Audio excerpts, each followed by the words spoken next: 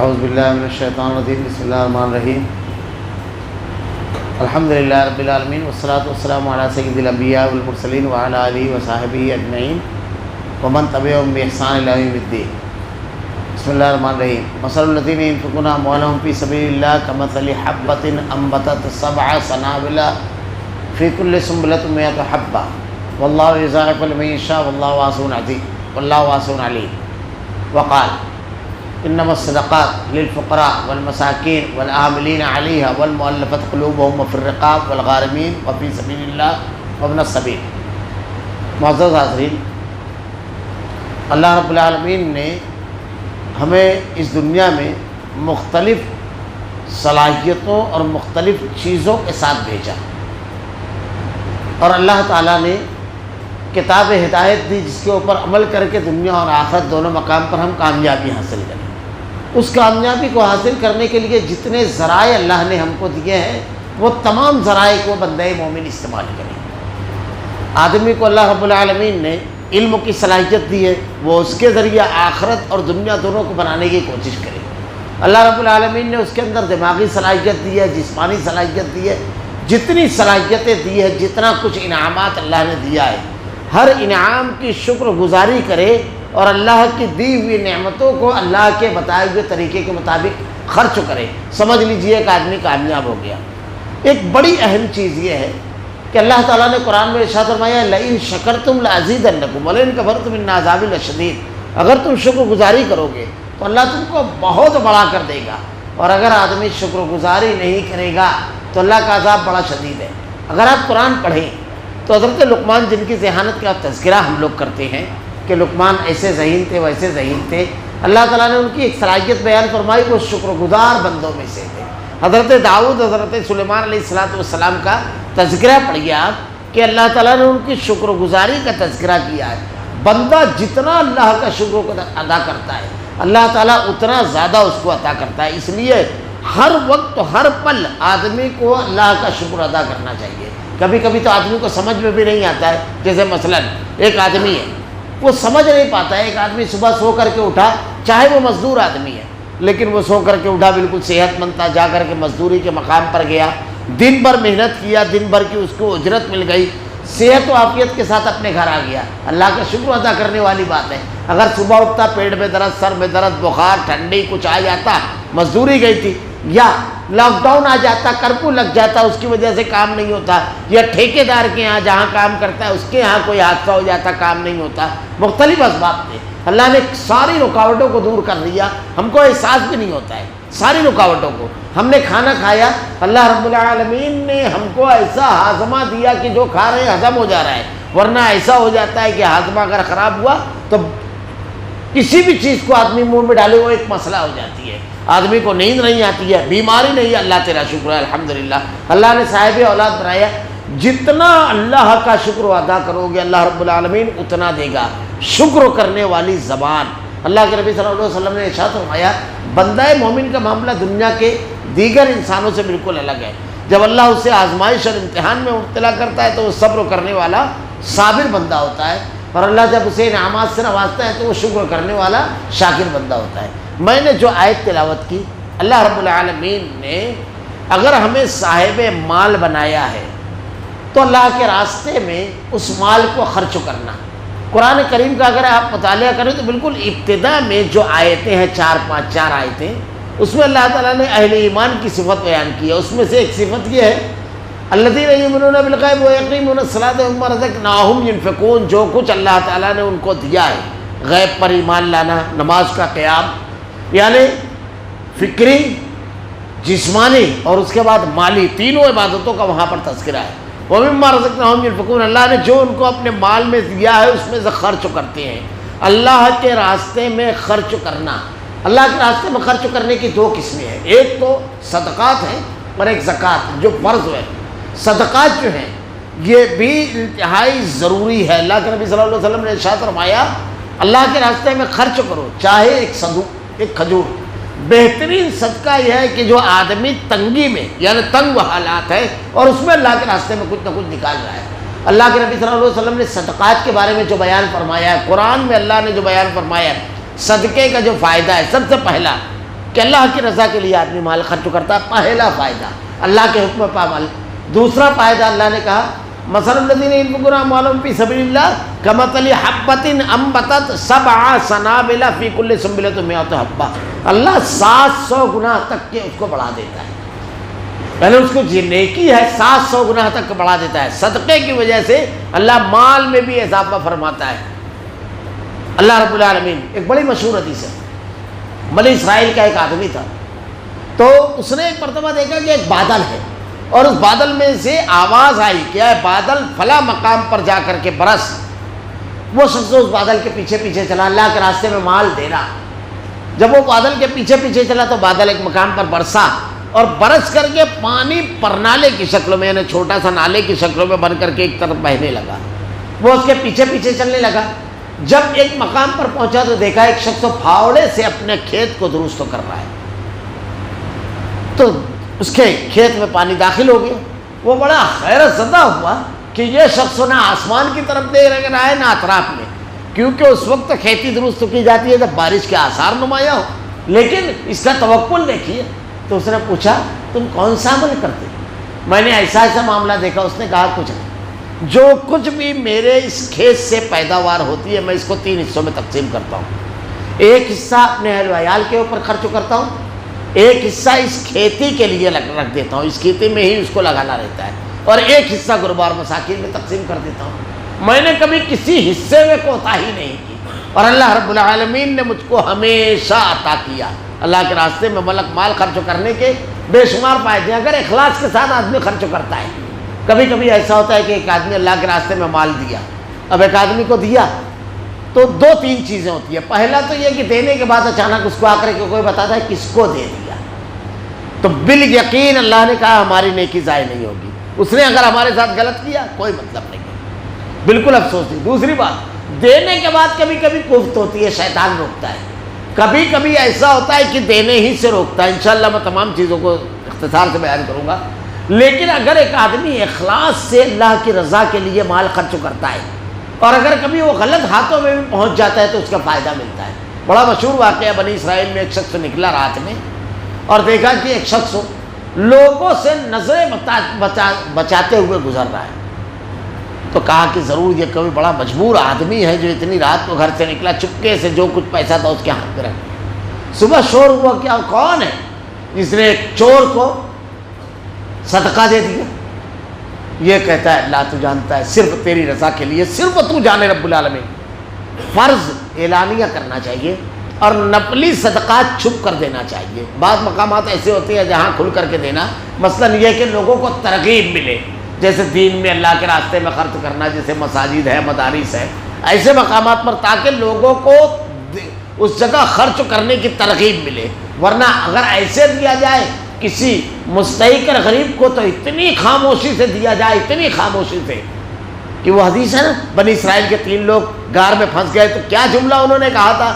اللہ یہ نیکی میں نے صرف تیری رضا کے لیے کی ہے، صرف تو جانتا ہے رب العالمین۔ تو ان نیکیوں کو چھپا کر رکھیے، سرمایہ ہے۔ شیطان کیا کرتا ہے؟ کسی کو پیسہ بھیجوانا ہے تو آپ کو پیسہ دینے سے نہیں روک سکا تو کیا کروائے گا؟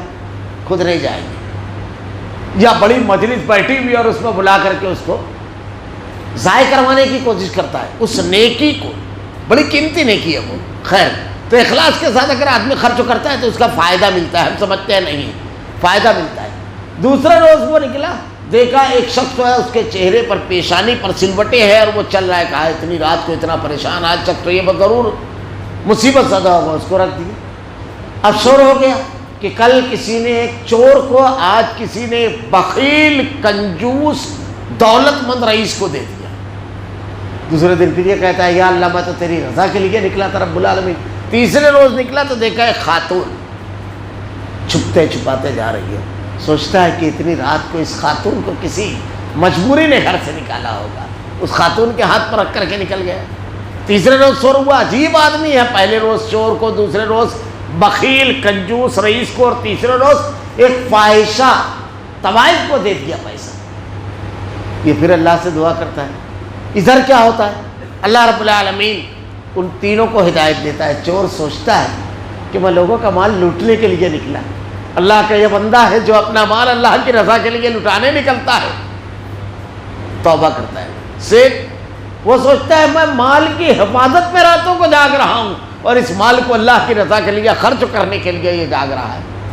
فاحشہ خاتون سوچتی ہے میں گناہ کی دعوت دینے نکلی اور یہ نیکی کی تلاش میں اتنی رات میں نکلا، رات کی تنہائی میں تینوں توبہ کر لیا۔ اس کے اثرات پڑتے ہیں نہ بھی ہو تو اللہ تعالیٰ ارشاد فرماتا ہے قرآن میں، جو ہے میں نے آیت پڑھی اسی کے بعد والی آیت ہے، دو آیت کے بعد، انک لا تہدی من احببت ولکن اللہ یہدی من یشاء وما تنفقوا من خیر فلانفسکم الا ابتغاء وجہ اللہ وما تنفقوا من خیر یوفى الیکم وانتم لا تظلمون۔ ہدایت دینا نہ دینا ہمارا کام نہیں ہے، لیکن بالیقین اللہ تعالیٰ ہماری نیکیوں کو ضائع نہیں کرے گا۔ یعنی اگر کوئی شخص ہمارے پاس ضرورت مند آتا ہے، اب ہمارے یہاں ایک مزاج لوگوں کا بنا ہوا ہے مالک یوم الدین بن جاتے ہیں، نماز پڑھا، یہ کیا، یہ سب اللہ تعالیٰ پوچھے گا۔ اگر وہ بھوکا ہے ہم کو اس کو کھانا کھلا دینا ہے، وہ ضرورت مند ہے ہم کو اس کی ضرورت کو پوری کر دینا ہے، ہم اس کے لیے مالک یوم الدین نہیں ہے، سوال جواب کرنے والے۔ اور وہ عمل کا کیسا ہے، حضرت عبداللہ ابن عباس رضی اللہ تعالیٰ عنہ کا قول علامہ ابن کثیر نقل کرتے ہیں، یہ آیت ہمارے بارے میں اتری، وہ کہتے ہیں مشرکین جو ہمارے رشتہ دار تھے جب وہ ہمارے پاس مدد مانگنے کے لیے آتے تو ہم لوگ سوچتے ان کی مدد کریں، تو اللہ نے یہ کہا انک لا تہدی من احببت ولکن اللہ یہدی من یشاء، ہدایت دینا نہ دینا تمہارا کام نہیں ہے، لیکن کوئی بھوکا ہے اس کو کھانا کھلا دینا یہ نیکی ہے، یہ تمہارا کام ہے، اس کو کرنا ہے۔ تو بڑی اہم چیز ہے اللہ کے راستے میں مال کو خرچ کرنا۔ اس کا ایک فائدہ تو یہ ہے کہ اللہ کے دین پر عمل، دوسرا فائدہ اللہ تعالیٰ اس کے ذریعے مال کو بڑھاتا ہے، تیسرا اللہ تعالیٰ نیکی کے جذبے پروان چڑھتے ہیں۔ اللہ تعالیٰ نے قرآن میں کہا ہے وہ نیک بندے کامیاب ہیں جو تنگی میں اور آسانی میں اللہ کے راستے میں خرچ کرتے ہیں، اس کا فائدہ آخرت میں، قبر میں۔ اللہ کے نبی نے ارشاد فرمایا، ابھی جو اعلان ہوا تھا مدرسے کا، تو انہوں نے جو آیت تلاوت کی سورہ منافقین کی کہ مرتے وقت تو آدمی یہ کیا خواہش ظاہر کرے گا، عجیب بات ہے۔ وَأَنفِقُوا مِمَّا رَزَقْنَاكُم مِّن قَبْلِ أَن يَأْتِيَ أَحَدَكُمُ الْمَوْتُ فَيَقُولَ رَبِّ لَوْلَا أَخَّرْتَنِي إِلَىٰ أَجَلٍ قَرِيبٍ فَأَصَّدَّقَ وَأَكُن مِّنَ الصَّالِحِينَ۔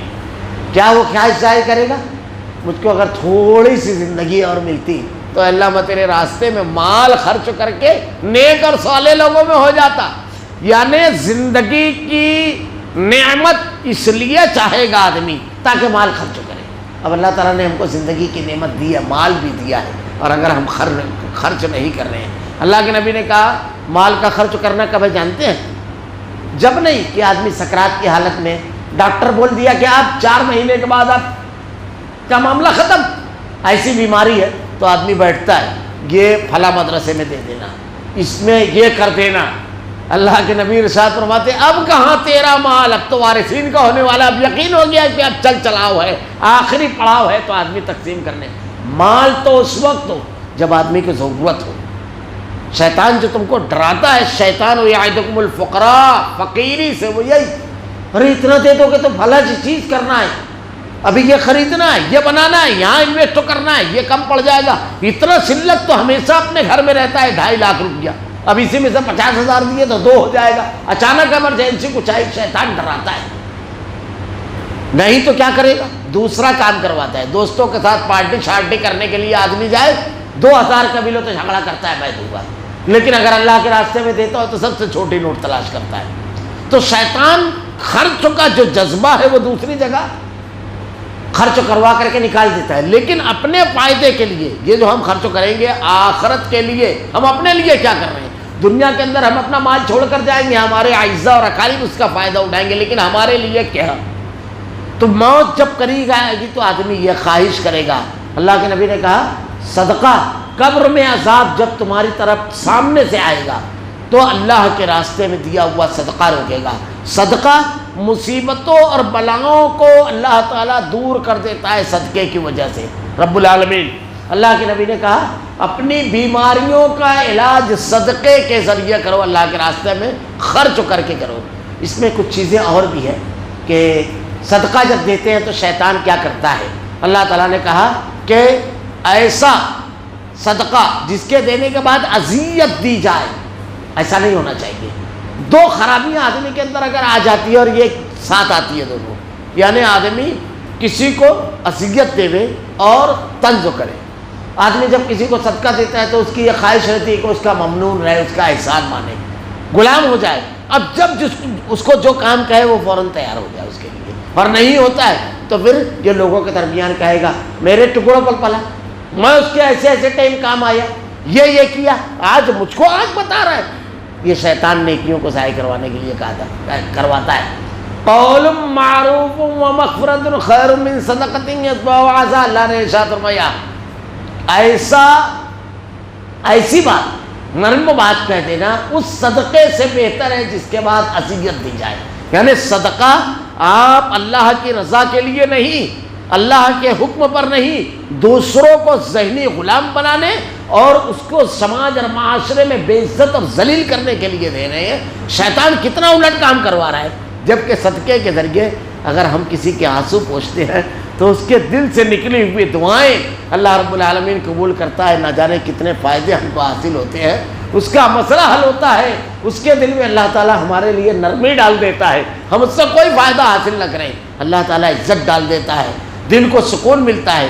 ان تمام چیزوں سے شیطان محروم کرنے کی کوشش کرتا ہے. تو اللہ کے راستے میں صدقہ کرنا ہی رمضان المبارک کا مہینہ ہے.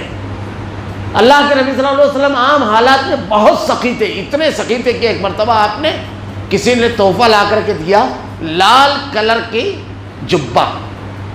آپ نے جب اس کو پہنا تو اللہ تعالیٰ نے آپ کو انتہائی حسین و جمیل بنایا تھا. جب پہن کر کے نکلے تو ایک صحابی دیکھ کر کے کہتے ہیں کہ اللہ کے رسول آپ نے حسن اور جمال کو تو اس نے دوبالا کر دیا، واللہ آپ بڑے حسین لگ رہے ہیں، بڑے خوبصورت لگ رہے ہیں، اور یہ کپڑا آپ کے اوپر بہت اچھا لگ رہا ہے. اللہ کے نبی صلی اللہ علیہ وسلم گھر کے اندر گئے، کپڑا اتارا اور وہ صحابی کو دے دے. تو دوسرے صحابی کہتے ہیں کہ تم کو یہ نہیں کہنا چاہیے. اللہ کے نبی کے سامنے اگر کسی چیز کی تعریف کر دی جائے تو اللہ کے نبی یہ سمجھتے ہیں کہ ان کو پسند ہے، یہ فوراً دے دیتے ہیں. تو کہا میں اس کو رکھ لوں گا تاکہ یہ اسی میں مجھ کو میری تدفین کی جائے، میں اس کے لیے کیا ہوں یہ.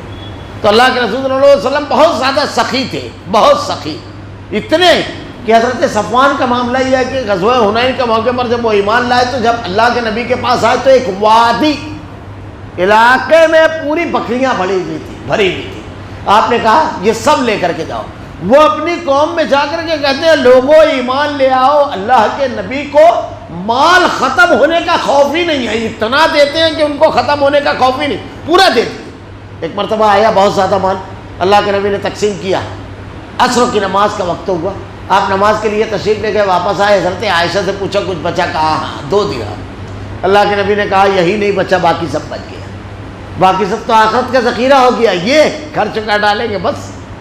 تو اللہ کے رسول صلی اللہ علیہ وسلم بہت سخی تھے، لیکن رمضان میں آپ کی سخاوت تیز ہوا چلتی ہے جیسے، اور جب چلتی ہے تو وہ اپنے جلوں میں آنے والی چیزوں کو جھکا دیتی ہے یا لے کے چلی جاتی ہے.